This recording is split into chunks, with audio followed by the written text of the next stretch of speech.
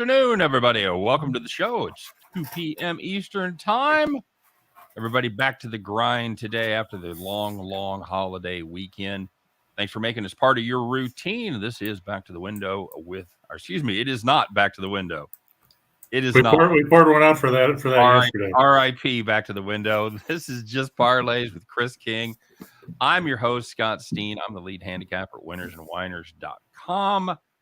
Chris, people come to the show and they know you and I are pretty high energy, a lot of joking around.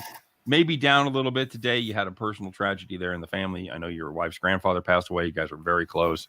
So condolences from me and from everybody else, I'm sure.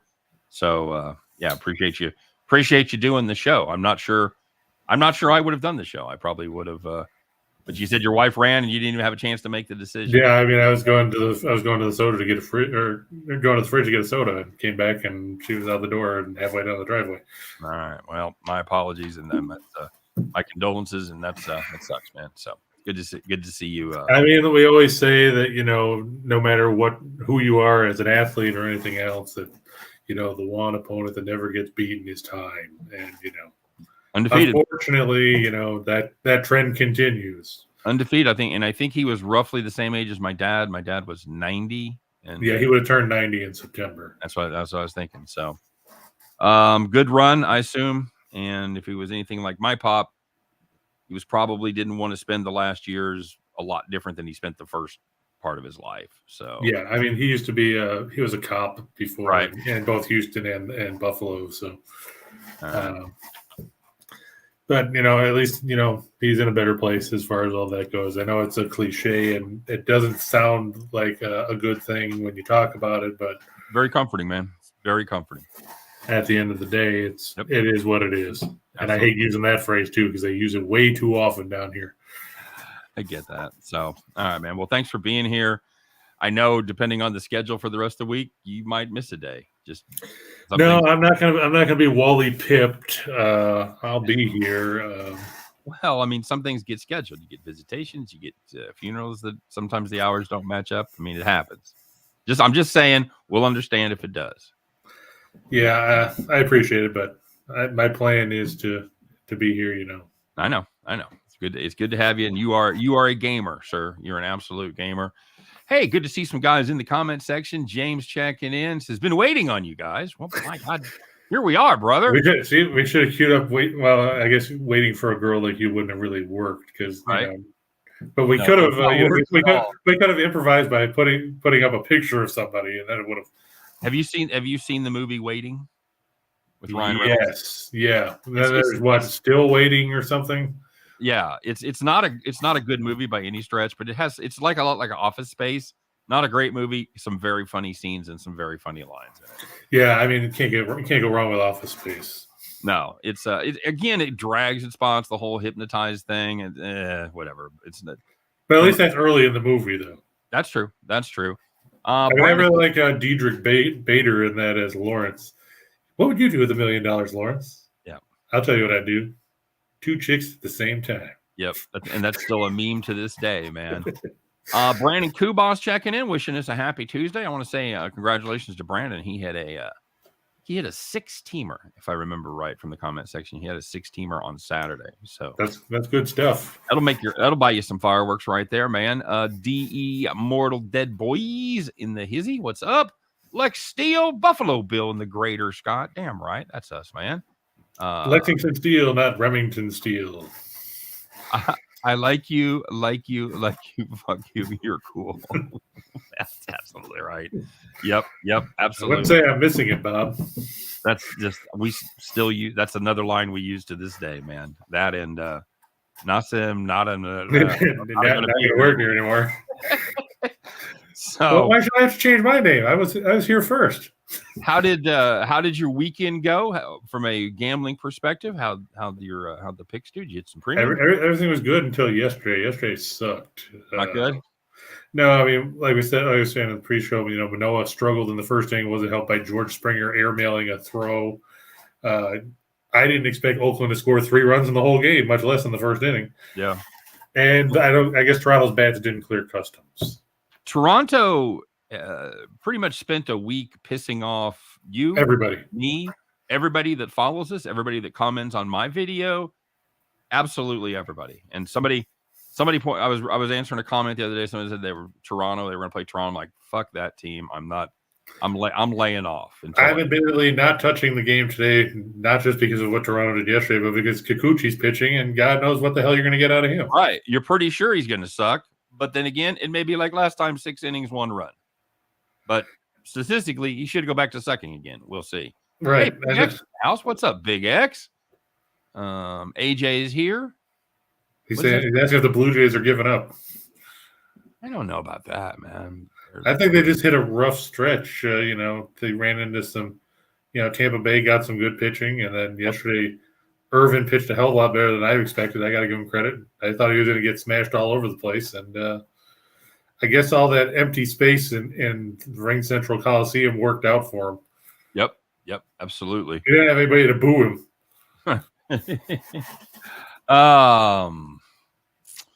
Well, we got a pretty full slate today. Yeah, what did you now? You were right about Rodon yesterday. I got to give you credit there for what it is. Thank you. He still struck out 7 in 5 innings. That's correct. You were also correct about my St. Louis bet that turned out to be just lighting money on fire, and it was one of my premiums. So we were talking about that, and I couldn't obviously say very much, but I caught him at 152, and I liked it, but. They were really never in that game, if I remember. No, that 5-run second, and then Atlanta didn't score the rest of the game. But when you're up 6-0, yeah, I was checking results because I was cooking out yesterday. I talked to you a little bit and everything, and yeah, but so I'm kind of keeping an eye on it, and I see there's rain in the top of the 5th with 1 out. I'm like, come on, fucking rain, come on, fucking rain. Now, and the funny thing is, when it rains in Atlanta, it means it usually shows up here. Guess what didn't show up? Rain. Yep, it went somewhere else. Well, it must not have been a very sustained type of shower because they were able to complete the game and get it in. But it was rained out for 2+ hours. Was it that long? Yeah, they didn't restart until like 11:30. Oh, God damn it! Yeah. Well, and then we talked about Manea, and he sucked.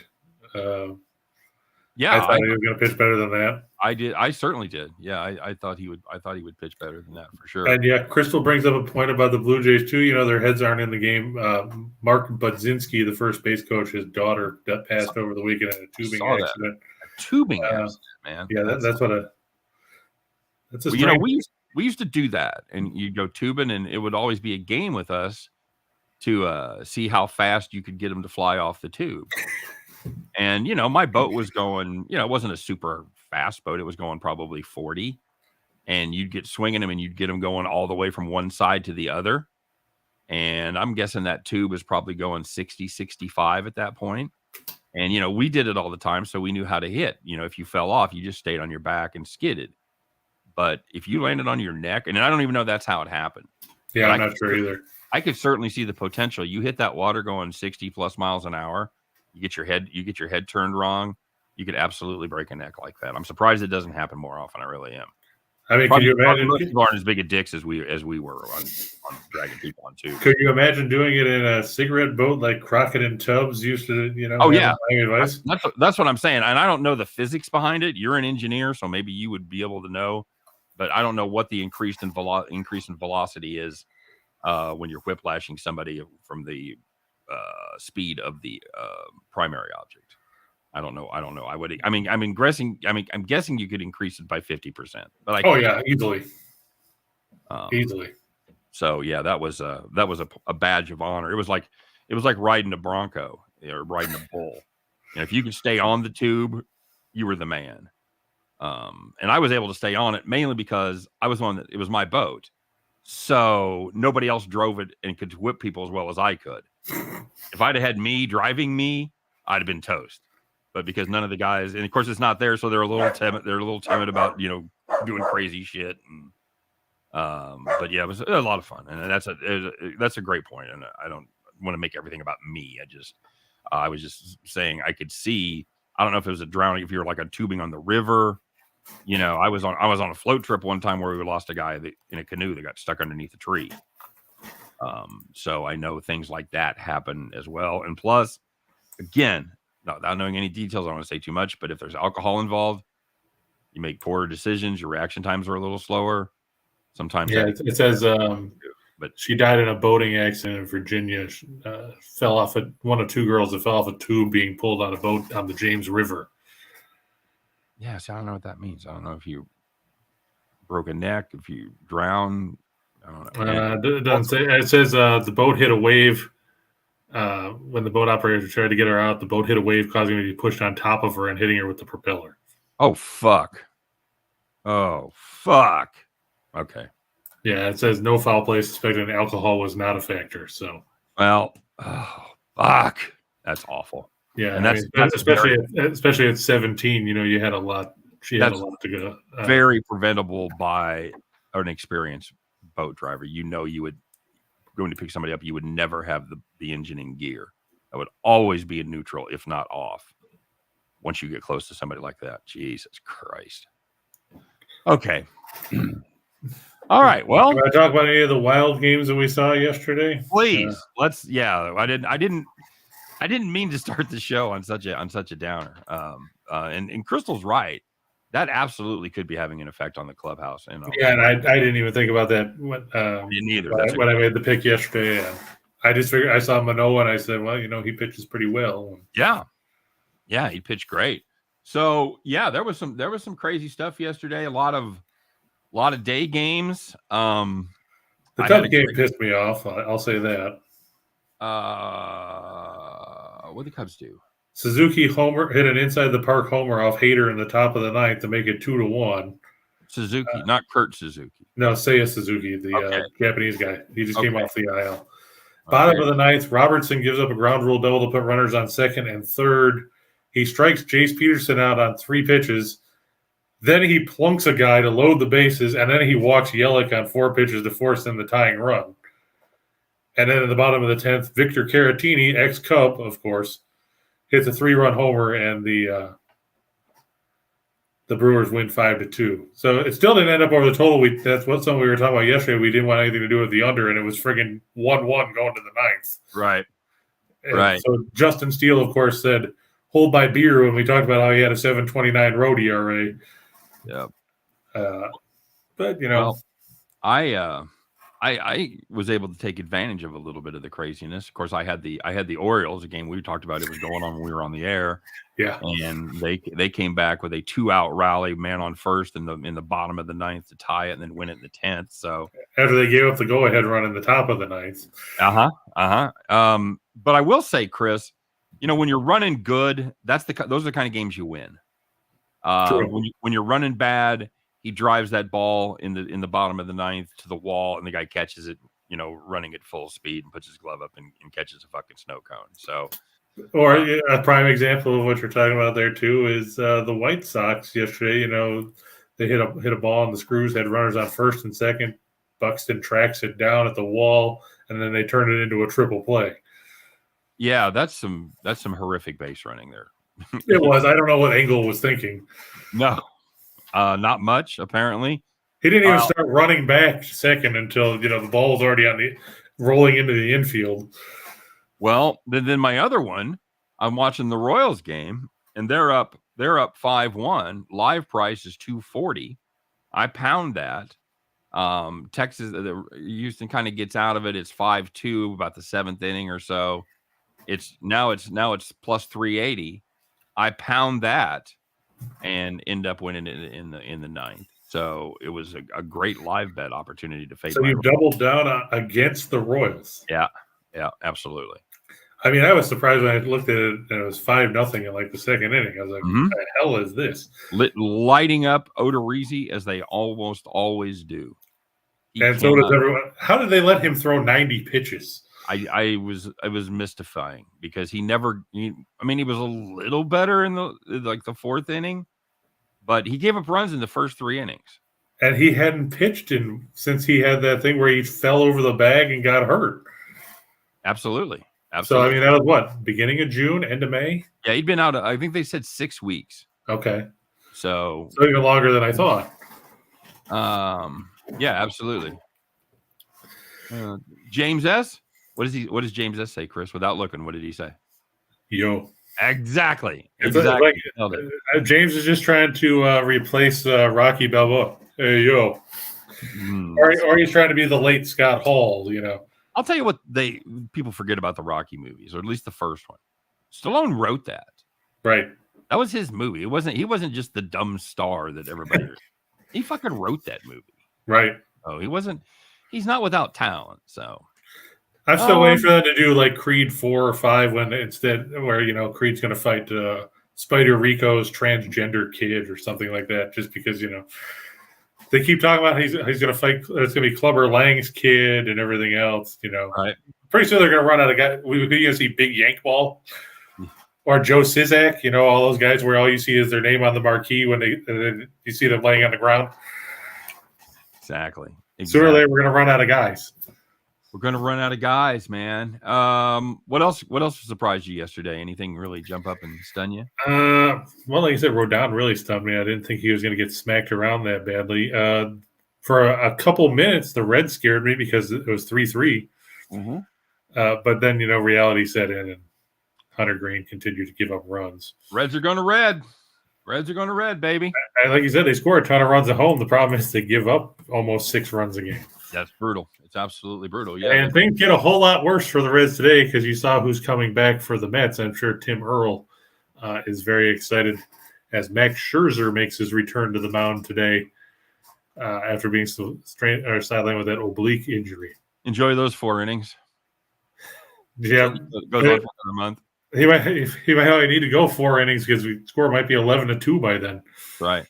On the flip side, you're going to see Nick Lodolo, or if you read Twitter, it's like, what the hell is Lodolo?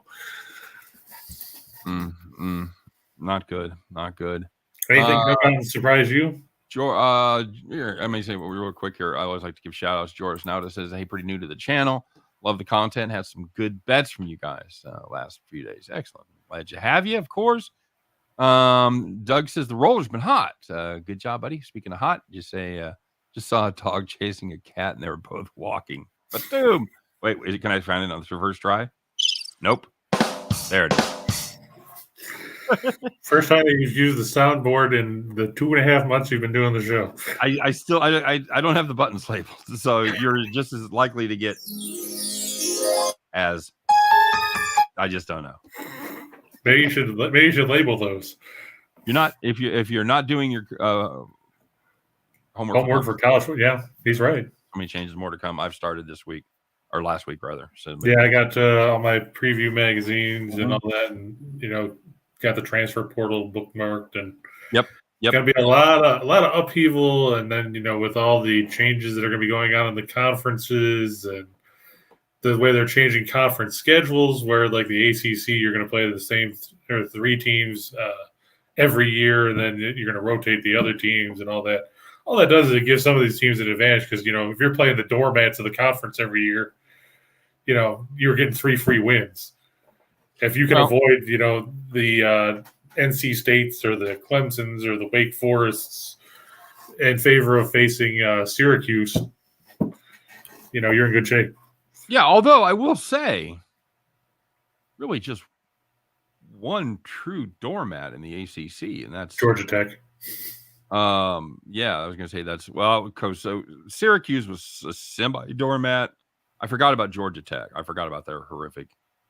And, they were doing something when they brought the coach in. I think this was his 2nd or 3rd year, and they brought him in from a standard offense at D2, at the D2, or D1A, 1AA level, whatever. Bowl championship series. How about that? Yeah. But he coached a standard offense. So he takes over an offense from the dude that retired. That's all fucking triple option. They don't have a tight end on the roster. Yeah, they got 87 running backs. Right. So there was going to be some serious pain on the offensive side at Georgia Tech for at least a cycle. Now they got a quarterback and they still don't throw the ball that much. Yeah, I agree. I don't know what's up, and they got to get the defense that needs to be better too. So. You got to love the stat here that they have on Jeff Collins. He's 9-25 in his career there, It says he ended his losing streak to FCS opponents last year when they beat Kennesaw State, a team that was playing their fourth-string quarterback. Go big or go home, buddy. AJ says more college football players getting paid. Absolutely. Chris, you in favor of that? I tell you, it's good for some of these guys that are probably going to not pan out when they get to the NFL, or they'll have short careers or what have you. But it's an awful lot of money to be thrown around to some of these guys that what are they based on? They're based on what they did in high school or what they did in a year or two of college. Do you think that these guys are worth the kind of numbers are getting handed out? Probably not. I don't. I'm okay with the kids getting paid, but the part that I have two parts I have a problem with. Number one, a lot of the same guys that are getting these huge deals are the same guys who are going to get huge deals later in life. So you're not really helping out that much. You're not helping the average athlete. The other thing that I have a problem with is how it's used as a recruiting tool. That's the thing I was going to bring up too, because look at Nigel Pack. He left K-State to go to Miami because Miami gave him an NIL worth $1 million or $1.1 million, something like that. That's exactly right. And how is that any different than what happened to SMU with the Pony Express? Well, it's because it's legal now. Well, that's what I mean. It's just, the only difference is you made it legal. Yep. Otherwise, SMU never would have had the death penalty 35 years ago. Correct. James S says I can't wait for those UPUI games. And Big X didn't want to get started, but like he said, you can't even go to parades now because of that incident in Illinois yesterday. I can't. I can't, dude. You have to. You almost have to compartmentalize that shit, because if you dwell on that, if you dwell on things like that, you don't fucking care about sports. You don't. There's. If you have a family, if you have kids, you spend your time worried about shit. So you have to. I mean, I don't know how to deal with this shit anymore, dude. I just don't. It's almost become like the law of large numbers, where you see these fucking things happen and you're just almost immune to it. And and it doesn't, I don't know, man. It doesn't happen anywhere else. I mean, yes, they had a shooting in Denmark over the weekend. First mass shooting in Denmark since 1980, 1981, some shit like that. We have those shit. We have the shit every day, every fucking day. And I don't know what the answer is. It's again, like everything else in America, there's a huge fucking divide right down the middle between one side and the other. I don't know how you bridge the gap. I don't know how you stop it. The problem is, Chris, no matter what you did, if you said no more gun sales tomorrow, it doesn't fucking matter, because there's still 400 million guns in America. This is true. And they are right in that most criminals don't get their guns legally. But then again, if they're not getting them legally, then they're being stolen from legal users who aren't taking very good care of things. So I don't know, man. I don't know what the answer is. Yeah, that's you're right, Big X. You're absolutely right, man. It's a tragedy. It happens everywhere. This was one of the most affluent suburbs in the nation.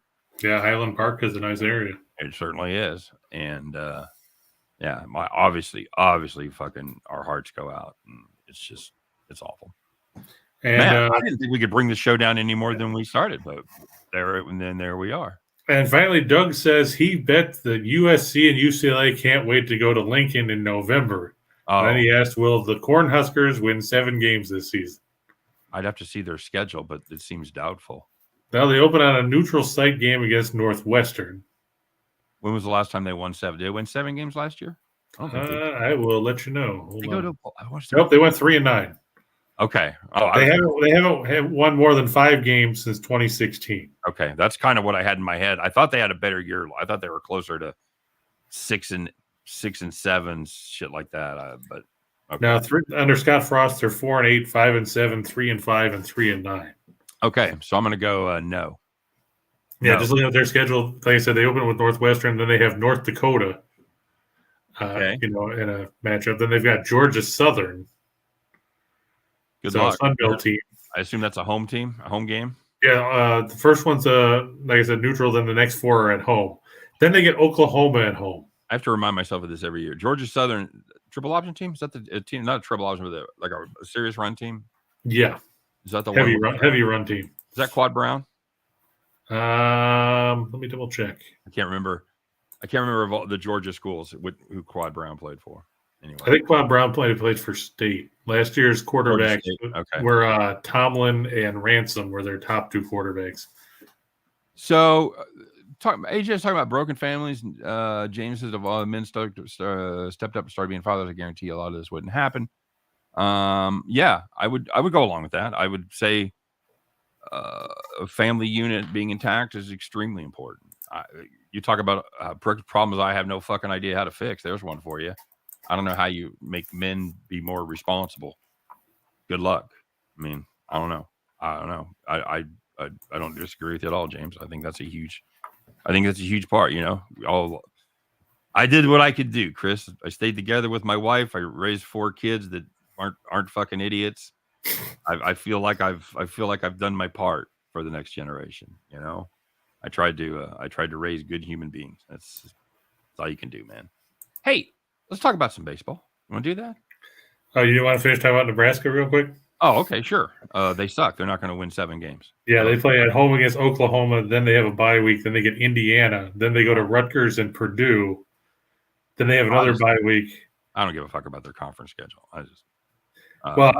They get to play all the the better teams. It seems like and then out of the East they get Michigan. Okay, so they've got Rutgers, Purdue, Illinois, Minnesota, Michigan, Wisconsin, and Iowa. Okay, I'm going to go through this with you. Let's see if we can somehow fucking find 7 wins for the Can we throw in some forfeits or something? The football corner. That's the only way I'm seeing it.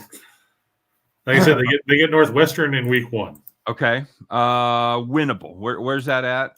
That game will be Soldier Field. Let me see.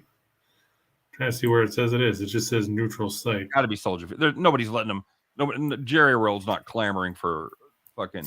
Are you saying they're not going to clamor for Northwestern Nebraska? That's exactly what I'm saying. Okay, so I am shocked and outraged. Let's give them a win there. All right, North Dakota. Oh no, that game's in Ireland. Of course it is. Well, sure. Yeah, that's who they want to see. Yeah, it's at Aviva Stadium. You've got the team in Dublin.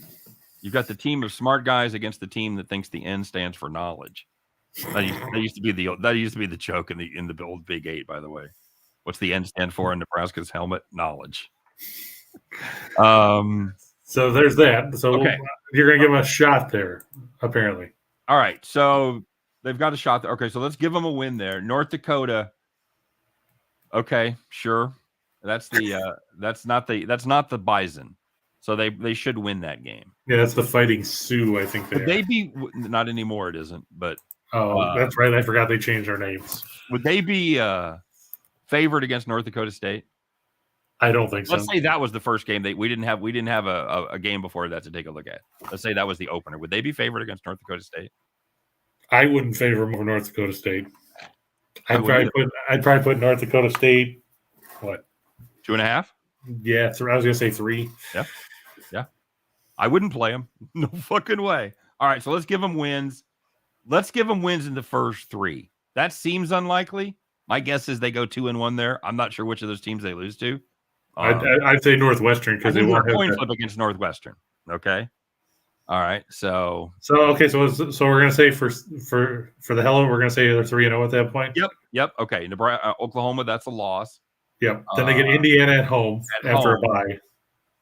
Okay, winnable. I'm going to give them 1-1 between Northwestern and Indiana. All right, so then for our purposes, we'll give them a loss there, which makes them 3-2. 3-2. Okay, then they get Rutgers on the road. Okay, I got my doubts, but let's give them a win there. 4-2. Then they have Purdue on the road. Nope. Then they have a bye. Then they get Illinois at home. Okay, winnable. 5-2. Okay, then they've got Minnesota at home. Yeah, they're done. Let's say they get Minnesota. That's 6. Then that's death spiral because it's now they're done. Yeah, it's Michigan on the road, Wisconsin at home, Iowa on the road.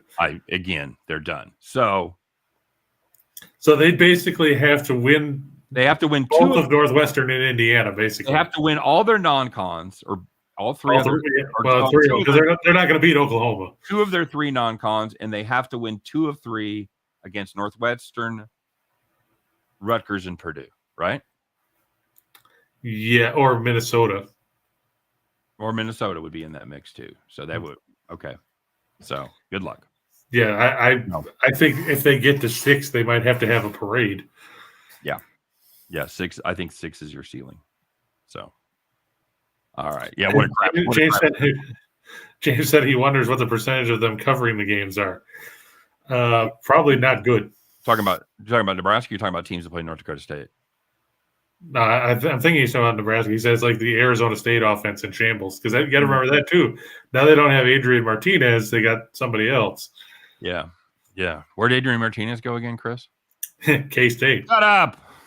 Yeah. you get to replace Skylar Thompson with him. Yep. That's not that big of a downgrade. I can't throw the ball as well as Skylar Thompson, but I think he's probably a better runner.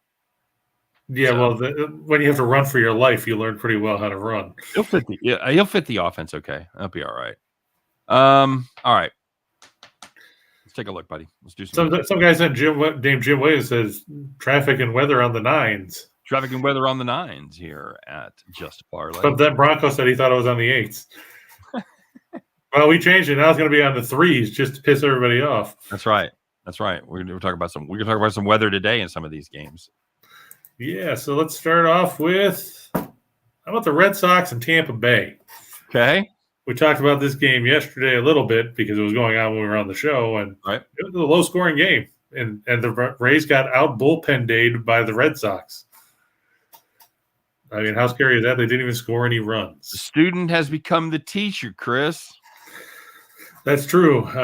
Jeffrey Springs gets to come back today. He was on the bereavement list, missed his last start. He's 3-2, 225, but he's going against a guy in Pavetta that's been on quite the roll since the calendar flipped in May, Scott. Yeah. Remember we talked about how his ERA was over 10. Now he's down to 3.23. He's got 8 wins. And, he's averaging almost a strikeout an inning. Yeah, giving up 2 or less in 6 of his last 7. He's definitely on a nice run right now. And the Red Sox, most importantly, they win games for Pavetta. They have won 9 of his last 10 starts. That is a hard train to get in front of, as he was able to get past Toronto with Manoah last time out, giving up just 2 earned over 6 innings. Springs has been had a nice start to the season, but he's struggled a little bit more lately, giving up 4 and 4 1/3, and then giving up 3 his last time out in 6 innings on 7 hits. He doesn't walk a lot of guys. I wouldn't be surprised, Chris, to see this one go under again. How about you? I agree with you there. I think it's going to be a lower scoring game. The wind is blowing out to left center, though, so you do have to watch out for that. It's about 12 miles an hour. And what do we got? It means you might rattle a bunch of stuff off the Green Monster instead. 9 is the total right now. Okay. Yep. I can see it being, 5-3, 5-2. Yeah, I don't think it's going to go, under 4, but I think right in the 7-8 range is certainly a distinct possibility. As far as the Red Sox, I think you're getting a great price here at -123. Springs, I think, is maybe fine. He's certainly shown some flashes this season, but Pavetta is on an absolute tear right now. The Red Sox. Bronco said Springsteen. Nice. That joke, born to run, my friend. Are you a Springsteen guy? Yeah. I guess you're saying that the glory days have passed. Yeah. It's not like they'll pass you by. It's not like the old days in Youngstown. We're not talking about the streets of Philadelphia either. No, absolutely not. I'll just meet you tonight in Atlantic City, buddy. How about that? But yeah, you look here at Boston. We can only do this for another hour or so. Right. Boston plays well at home. Tampa Bay, they're not scoring a ton of runs. Nope. I mean, they woke up against Toronto in the last part of that series, but they went right back to form yesterday and put up nothing. Yep. Yeah, they kind of beat up on Toronto pitching But before that, and then basically against everybody not named Toronto, they haven't scored shit. So, yeah, this is a team that you if you count on them to score runs for you, you're going to often be disappointed. I'm not getting in front of Pavetta here. This is -123 is an absolute great price. I don't think Boston's beating up on left-handed pitching too. You are absolutely correct, sir. Boston against left-handers averages they 68 or something like that. Yeah, they actually average about what they do on the year. They've been pretty remarkably consistent. They score 4.7 against all, 4.6 against lefties. So really, I got 5.6 against lefties. Really? Yep. According to covers, it says 4.53 against righties, 5.65 against lefties. That's wild. I'm using StatFox, which shows me 4.7 for all, 4.7 at home, 4.6 against lefties. This says that they hit 268 against lefties, 255 against righties, but 5.65 runs per game. Huh. Okay. Well, so they either do a little better against lefties or a lot better, depending on which stat accumulator you tend to agree with. So. And James, the winner of the NASCAR race over the weekend was Tyler Reddick, who Rachel will tell you if you see him that he was his honorable mention pick. But unfortunately, that's not the guy he picked on the show. What kind of bullshit is that? The rest of us do 3 picks. Rachel does 4 I got 18 picks here. One of them's going to win. Right? So the guy that's his extra pick wins. He's begging. He's begging on our fucking text chain to let those points count. Yeah, he wants to have a victory lap and everything else. Well, I'm like, you're out of your goddamn mind. I mean, that'd be like, do I get a victory lap because I picked Michael McDowell at 6 zillion to 1 and he finished in the top 10? No.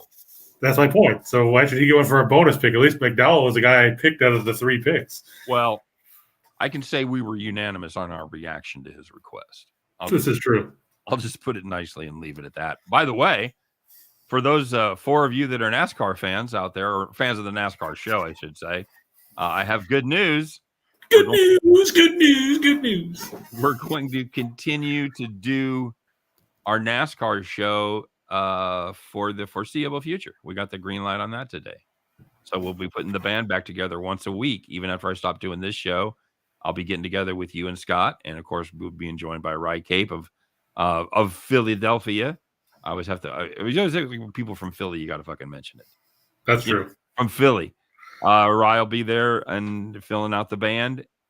And we're going to be doing it for, again, the foreseeable future until we're not. So enjoy that. I know I'm happy. It's going to be a lot of fun. We're going to do it until we stop doing it, and then we're going to not do it. I had a good time. It's exactly right. It's kind of like Murdoch in the A-Team where he's like, those of us will be coming back, will be back. And those of us who won't be back, won't be coming back. Hard to argue with that, buddy. All right. Take the Red Sox. Bronco said he was going to ask your wife if you considered naming a kid Spring. Would have fit. It has 6 letters. Oh, my God, dude. It has 2 syllables. Well, no, it only has 1 syllable, but that's okay. That's true. But one of the girls could have actually fit because we named the girls, we gave them S names for me. We gave the boy a T name for my wife.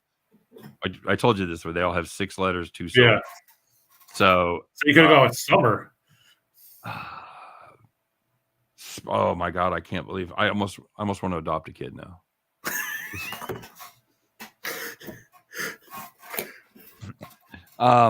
What was the line? And was it Bachelor Party? Yeah, I got my eye on a 17-year-old Vietnamese girl. No, dude, Bronco. You've said some funny shit. That's one of the funniest ever. And it's so obvious. It's so right there. And I'm a Springsteen fan, and that's my own name, and I never thought of it. I can honestly fucking say that. I am ashamed. I just stand humbled before you and our live audience that I have never thought of that before. That's unbelievable. Better turn in your Springsteen fan club badge. No shit. I feel like the 8 times I've seen him just. I mean, then you might have gotten invited backstage if you said, "Yeah, I named my kid Spring and last name Steen." You're like, "Yeah, why come back have some beer with the E Street Band?" Absolutely. Oh, especially if I brought the kid to the concert. This is Springsteen. It's so nice to meet you. Oh, fucking Bronco! I hate you. I could have gone my whole now, life. now we're going to hear about this for like the next 6 months about how he's going to have to go try to find another fucking kid, Dad. No, but my wife and kids are going to fucking hear about it because one of them is lucky that they're not named Springsteen. At least Truman's safe because he got That's the T name. So Truman was going to be Truman, but one of the girls, they could have absolutely been named Springsteen. So and one of my daughters is a huge Springsteen fan. Maybe you should get her to legally change her name. Oh my God, that'd be funny. So I'm not dead yet. Okay. I think I came up with alternative plans. See that? You don't even have to adopt a 17-year-old Vietnamese kid. For the record, I am quoting a movie. It's not. I know. Idea. I just want to be clear. I'm not advocating bringing underage girls over and joining my family. That's just to be clear. By the way, if she was 18, then he didn't have a problem with it. As your daughters get older, the age also rises of women you can consider attractive. Like 10 years ago, you could have seen somebody in their early 20s like, oh, that's a very attractive person. But now that my kids are all like mid 20s and beyond, can't do it. Can't look at somebody that can't go to 22, 23. Like, oh no. Which daughter is it? Is it Sawyer? The youngest? Yeah, she's the one that's the Springsteen fan, or is it no? My middle daughter is Skylar. Okay. Huge Springsteen fan. So, rest of the family hates Springsteen. Fucking hates him. My wife fucking hates him with a passion. She hates Springsteen. She hates Springsteen. She hates REM. She hates YouTube. Anybody that tries to like tell you some shit, that tries to fucking hit you over the head with their message, don't like it. She don't like it. So she doesn't like shiny people, as Space Ghost says. Dude, I'm just saying. Okay, we got to rock. We've spent 40 minutes talking about nothing. So, well, come on, it worked for Seinfeld. We got 10. Well, yeah, but you ain't Seinfeld, buddy. You ain't George, and I ain't Jerry. So we got 10 minutes to talk about 17 more games. Let's do it. We don't have a show at 3:00. Remember? People got shit to do. They're here. They're here for 45 minutes. They're here for an hour. That's it. That's all we got them. Don't be a dick. Don't do that with people's time. Don't fucking be disrespectful. Come on now. Let's go. You're still talking. Yeah, I'm going to take the Marlins here over the Angels. It's our good buddy Alcantara going against Syndergaard. I don't like the way the Angels are playing. They're not good on the road. And everybody knows if the Marlins get guys on base, they're going to run on Syndergaard. He gives up stolen bases like they're going out of style. The Marlins, I looked. Alcantara's thrown at least 7 innings in each of his last 10 starts, so you're going to get a ton of innings out of him. If you want to look at the strikeout prop on him too, I think over 7.5 is going at plus money. The Angels, meanwhile, are dead last in the majors by striking out 9.67 or 9.68 times a game. The whiff. Yep. Trout's 0 for his last 14. I don't have a lot of faith in the Angels. No, I'm the same way. I'm on this too. I've got the Angels team total under. What was it at? 3.5? 3.5. Yeah. I just wanted to. In fact, I didn't look it up today. I did it last night before it was really up. I was guessing it was going to be juicy, like 125, 130, just because it's 7 and the Marlins are favored. So I figured we'd be paying a little juice on it. But it's. By the way, I was reading Alcantara's stats yesterday, and I've been saying it's not Alcantara, which is what I've been saying, or Alcantara. It's Alcantara. So we'll just call him the front rotation guy for the Marlins. Oh, that seems to be a struggle for you too. So he's been very good, man. I just wanted to take Syndergaard out of the equation, and I wanted to take the Miami offense out of the equation. So that's why I went with the team total over. But I have no interest in the Angels in this spot. No way. I think, and Miami's won 5 in a row. I don't want to. Angels aren't scoring anyway, by the way. They haven't scored shit. They haven't scored more than 4 in the last 9 games, and those 4 came against the White Sox. But everybody else. Yeah, White Sox. Way to go for some runs. They scored 4 exactly in the 3 games against the White Sox. Scored 4 runs in all 3 games. So I don't have much interest in the run line here. I don't want to get involved in Miami at home trying to cover a number. Miami's actually good at home, which is strange because I looked it up. They're 10th in scoring at home. Yeah, they're not, and I will admit I have a bias from the last 2 I thought you were going to say from Wei and Chen. No. Oh, again, just every once in a while, it was the Presbyterian football team last year. It was 2 years before that. It was YN Chen home road splits. As Darvish this year, really. Yeah, he's been better on the road, but he's a monster at home. He's practically unbeatable at home. So yeah, I'm a big fan of this. Let's go. All right. I'm going to take the Yankees over the Pirates. Jameson Taillon going against Jose Quintana. The Pirates don't score when Quintana pitches. And I think I've read when I was doing this yesterday, they've lost 6 of his last 8 starts, something along those lines. And, the Yankees had a day to brood yesterday after getting shut out Sunday. That doesn't bode well if you're the Pirates. You're going to have an angry Yankees team, are you? Is that what you're saying? Well, wouldn't you be pissed off if you got shut out? I would. And Pittsburgh can't keep up with the Yankees even on a good day most of the time, offensively. Okay, very good. And this is a Yankees team that's pretty healthy right now. They've got some pieces out of the bullpen, but yeah, day-to-day players, everybody's healthy. You brought up a great point. They don't Quintana just when he pitches well, they generally don't score for him, and when he pitches poorly, when he pitches poorly, then they score. Yeah, that's exactly right. So they'll lose 7-5. They win 8-7.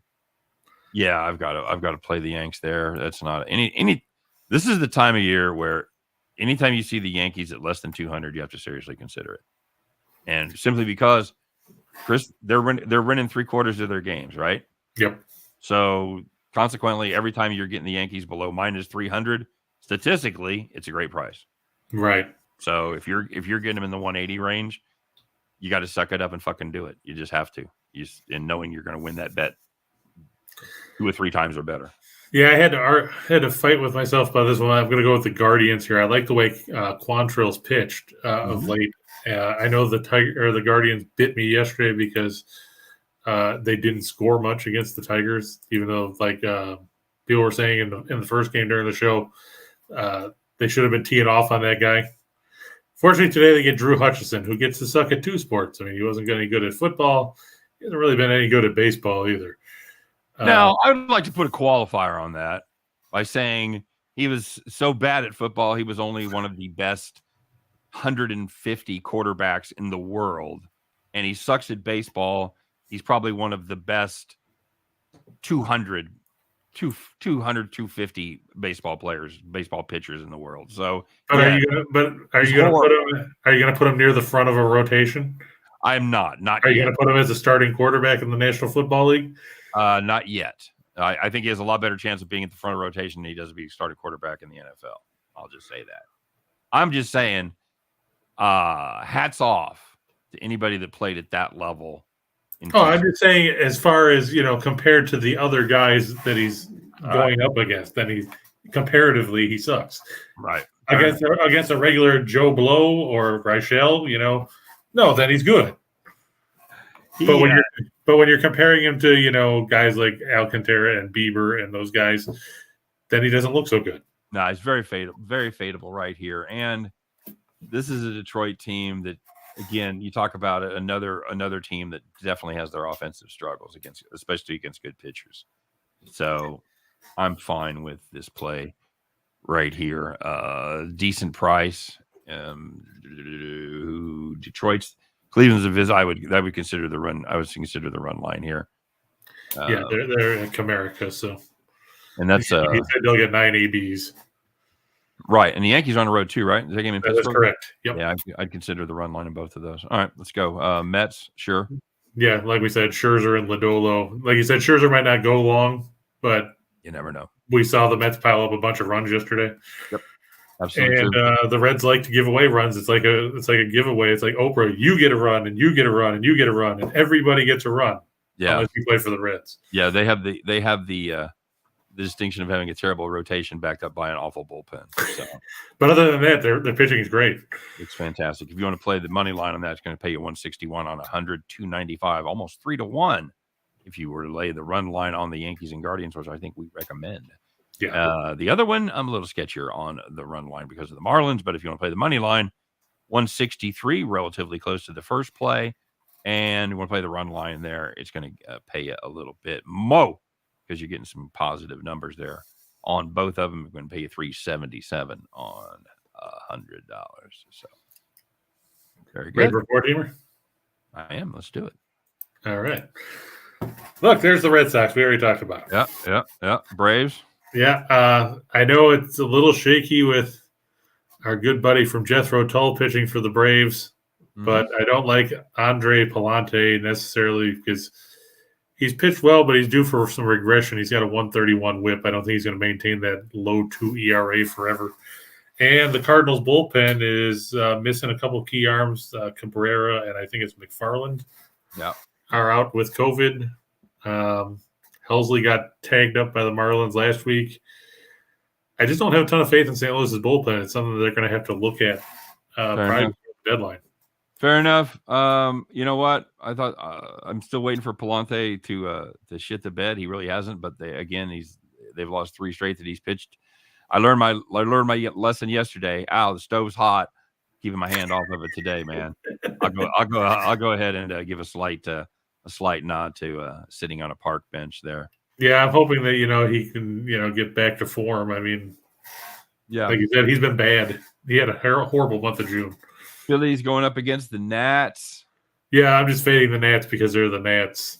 I don't know a ton about Sanchez, who's pitching for Miami, or not Miami, sorry, for Philadelphia, and it's Espino for the Nationals. Yeah, I want no part of this. I don't have confidence in Sanchez, and I'm not in this lifetime going to back the Nationals. So, well, I put that one of these as the best option out of the. I didn't want to put the Astros at -260 or Mitch White at 250 or.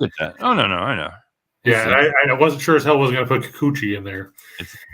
It's that time of year, buddy. You got to make some bad choices. Yeah, and I avoided Alex Wood. I get that. And the White Sox, I'm going to take Kopech over everybody's favorite 3+ inning pitcher, Chris Archer.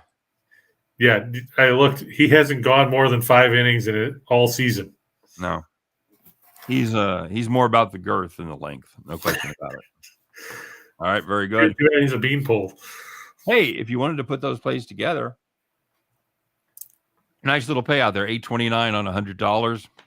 If you wanted to play the run lines on every one of them, and there's 4 games up there, no totals, so that's going to increase it substantially, almost almost fourfold right there. Take you to $32.92 on $100. That's a 33-1 on a 4-teamer, Chris. It's a pretty good payout. Just saying. Yeah, a healthy number. I mean, if you put a gun to my head and asked me which one I wouldn't necessarily trust on the run line, it would probably be the White Sox. Okay. I mean, Atlanta, we know, scores a lot at home. We talked about Boston. We talked about Tampa Bay's issues, and we know Washington is not good. Not good, Bob. Not good. All right, sir. Let's take a shot in the dark. Let's throw some paint against the wall. Yeah, we'll start with Mookie Betts over 1.5 total bases. How this is plus money, I don't understand. Okay. He's facing Herman Marquez. Do I need to say anything else? No, not really. Not if you're followers of the show. You know we're not big fans of Herman Marquez, and he has had a rough season. Pete Alonso over 1.5 total bases. He only had 1 hit yesterday, but guess what? It was a double. Yep, I saw that. Devers should go over 1.5 total bases. He's at plus money too. I don't get it. Okay. Archer under 14.5 outs. I just told you he hasn't gone more than 5 innings in a start all year. Yep. He's made 14, 15 starts. He's gone 60+ innings. Yep. I think that's a solid play for sure. Alvarez over 1.5 bases. Yeah, he hit a homer yesterday. That's all we needed to know. He certainly did. Taking on the Royals again. Sure. Gonna take Art Vandelay over 3.5 strikeouts. Did both of those Houston props hit yesterday? Alvarez did. Tucker only had went 1 for 3 and walked twice. All right, Jason Alexander, the Brewers over 3.5 strikeouts at plus money. I don't hate that. Yeah, I mean, he's facing the Cubs, and the Cubs like to whiff. Okay, Baltimore over the Rangers. Fan of that play. Mariners over the Padres. What's the pitching matchup there, buddy? Logan Gilbert and Clevenger. Yeah, I'm still not on the Clevenger Express yet. I'm okay. That's a nice little 6-5 bump. I'll take. Yeah, I'm not sold on Clevenger either. He can't stay healthy, and when he does pitch, he was good his last time out. but it is against the Diamondbacks. Right. That's what I want to see more from before I'm ready to jump on the Clevenger. The Clevenger Express. Arenado even money. Okay, solid. Yeah, he's got what? He's like 9 for 17 in July. And you're in the Piper's Den, buddy. Rowdy Telez over 1.5 total bases plus 125. There you go. Yeah, I thought that was a healthy number. Give it to me. Give it to me. Shoot that shit in my veins, Chris. Hey, if you put all those 10 together, $100 you wager, you pay 128 grand. 128 gur, everybody. And it gets better.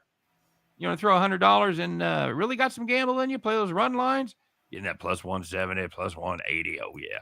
That's going to pay you $226,000 on $100, Chris. You put an extra 100 grand in your pocket just taking the run lines. How about that? Yeah, like you said, that you can buy some more fireworks. Absolutely. What kind of BMW could you get for 100 grand? Because yesterday you said the difference would be a starter level BMW. Yeah, I think you get a pretty nice one. Maybe a little convertible. You certainly get a convertible BMW for 100 grand. There you go. I'm in. What do you mean I can't be your latex salesman? God damn it. This just sucks. You want to be my latex salesman. All right, Chris, any final thoughts? Any final thoughts, please? Like you said, it's a full slate tonight. Take note, the Mariners game is the one game that starts early. It starts at 4:10. Everything else starts this evening. Okay. I'm looking for a big night from how are we going to pronounce his name now? Alcantara. Yeah, that guy. There you go. I think he's going to have a big night. I think Syndergaard and the Angels are going to continue to struggle. Very good. And like Crystal said, be careful with the Blue Jays because, like she said, their heads might not be in it right now. And yeah, I'm taking a little Canadian vacation, buddy. I don't blame you. They're a good enough team. I'm probably not going to fade them a bunch. But I don't trust their consistency right now. So, all right, guys, that's it. Tuesday's in the can. We appreciate you stopping by as always. I want to wish you best of luck on all of your plays. Yes, Nathan. I had the Marlins up on the list there. So yes, Marlins on the list. I was a little unsure about the run line, but Chris pointed out that they score more runs than I really give them credit for. So, and the Angels are tied for 25th in runs on the road. They do not score. They do not score on the road. Yep, we talked about that in my video as well. So, all right, guys, have a great day. Thanks for joining us. Hope everybody had a good 4th holiday. Hopefully not too hungover, not too logy from all the extra helpings of dessert yesterday. But we're back in the swing of things, ready to get rocking and rolling. So everybody have a great day. Thanks for stopping by. We'll do it again tomorrow, same time, 2 p.m. Eastern, 1 p.m. Central. You know me and Chris, we're going to ramble for a while, but when we talk sports, you know it's going to be just parlays. You guys take care. We'll see you tomorrow.